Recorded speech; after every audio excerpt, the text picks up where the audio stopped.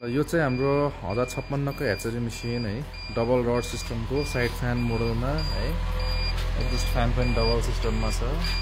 फुल hatching बास्केटको सिस्टमको छ यो।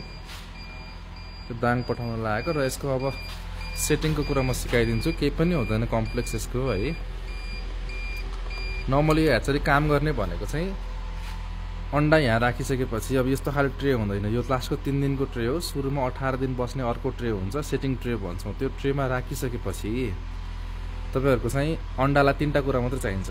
एउटा बाफ चाहिन्छ जुन त्यहाँबाट आउँछ है, हिट चाहिन्छ जुन यहाँबाट आउँछ, फ्यानले सर्कुलेट गर्ने काम गर्छ हावा। 18 दिन यहाँ टर्निङ भएर बस्छ। 1.5 घण्टामा कन्ट्रोलरले आफै टर्निङ मिलाउँछ। यो अटोमेटिक हो, केही गर्नै पर्दैन। पानी अटोमेटिक दिनको लागि त्यहाँबाट पाल हुन्छ, त्यो पाइपमा हालेपछि यो भल्भले बल्ब भयो तपाईको, यसले आफै तपाईको चाहिँ अटोमेटिक गर्छ। हिटलाई पावर सप्लाई यहाँबाट हुन्छ है। टेम्परेचरको लागि हिटिङको लागि यहाँबाट आफै मिलाएको हुन्छ। अब सेटिङ गर्ने तरिका म सिकाउँछु तपाईहरुलाई। यो लाइट भन्ने कुरा चाहिँदाखेरि अन गरेर नत्र अफ गरेर राख्ने यसरी हैन, चाहिँदा मात्रै अन गर्ने। हेर्नको लागि सिसा छँदैछ, यहाँ बाहिरबाट हेर्न मिल्छ सिसाबाट। अब चलाउने कसरी भनेर सिकाइदिन्छु म। यसमा केही गर्नु पर्दैन। यो तल भनेको 37.8 लेखेको भनेको तापक्रम हो, 75 लेखेको त आर्द्रता भन्छ, ह्युमिडिटी हो है। यो हामीले सेट गरेको यति भयो है भनेर भन्ने मेसिनलाई, अनि म कति छु भनेर भन्छ मेसिनले। हामीले सेट गरेको 37.8, अहिले 30.9 छ। 75 सेट गरेको अहिले 35 छ, किनभने हामीले ढोका खोलिरहेका छौँ है। ढोका लाएर यो बढेर फेरि त्यहाँ पुगेको पनि देखाउँछु म तपाईहरुलाई। अब यो कति राख्ने भन्ने कुरा सुरुमा हामीले चाहिने जति बनाएर पठाउँछौँ। कुखुरालाई कस्तो हुन्छ भन्दा यो सेटिङ ट्रेमा बस्छ 18 दिन, यो ट्रेमा टर्निङ भइरहेको छ।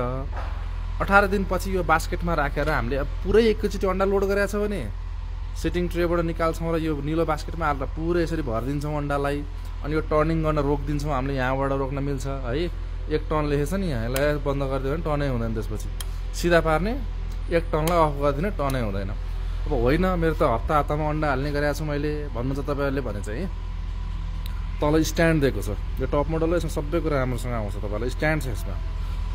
यहाँ सेतो ट्रेमा बस्छ 18 दिन। 18 दिन कटेको अन्डा जस्तो मानौ न, हामीले 500 अन्डा तपाईको चाहिँ यो 500 अन्डा भनेको 6वटा बास्केटमा मात्रै राख्यौँ 18 दिनलाई। एक हप्ता कटाएर बल्ल अर्को 6वटामा हाल्यौँ हामीले भने यो 6वटाले 18 दिन पुग्ने बेलामा यिनीहरूले त 18 दिन पुग्या हुँदैन, 10 दिन 11 दिन 12 दिन पुग्या होला। त्यतिखेर के गर्ने, त्यो 6वटाको लागि अहिले हेर्नुहोस् है, आफै टर्निङ भइरहेछ। ल तपाईहरुसँग बोल्दा बोल्दा भयो यो आफै टर्निङ। यो 1.5 घण्टा पुगेर आफै टर्निङ भएको। म अहिले रोकिदिन्छु। ल हेर्नुहोस्, मैले रोकेँ नि माथिबाट, यो अफ गरेँ नि, टर्निङ 1.5 घण्टामा पनि हुँदैन टर्निङ, चाहेर पनि हुँदैन। त्यो जब कहिले गर्ने भन्दा फुल एकैचोटि ह्याचिङ गर्ने बेलामा यो प्रयोग गर्नुपर्छ, अरू बेला प्रयोग गर्नु पर्दैन यो है। ल अहिले मैले रोकिदिन्छु यसलाई।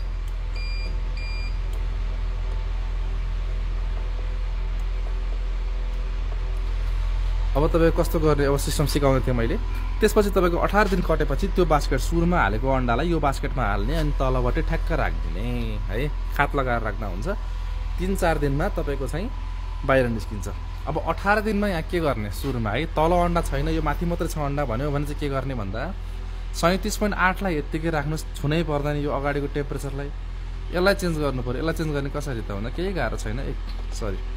सेट थिच्नुस्, यो सेट यो गर भन्छ हैन, ओके छु म भन्ने अगाडि जाने।